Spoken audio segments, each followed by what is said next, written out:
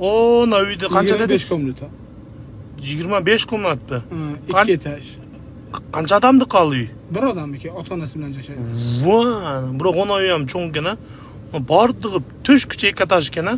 Bardig'i ikki etaj uy solat ekan. Jardin chekalarigacha hesab qilgan. O toshlarni ham maydalab chekalariga ham sopishayapti aka. To'g'on, ne mesda shunchalik qimmatmi bu yerlarda? Ha? To'g'aldim. Nomrach. Mana otlar. Ana bir neme qilgan jerime, tang'algan jerime. Haligi eski kinolarda Afg'onistonda juratqon bunday paranja menenchi. Shunday qilib juratgan narsalarda to'g'aldim. Odamlar kelayotganda ayollar shunday nara qarab turadi. Samolyot tayyor jurasiz-ku. Ayollar nara qarab turadi. Qarag'lar. Ko'rinmaydi ekan hech kimga. Ha, üstüne javob jo'tgan to'g'aldim. Nega bu sizlarda shunday nima bundan javob jurish, ko'rinmay jurish?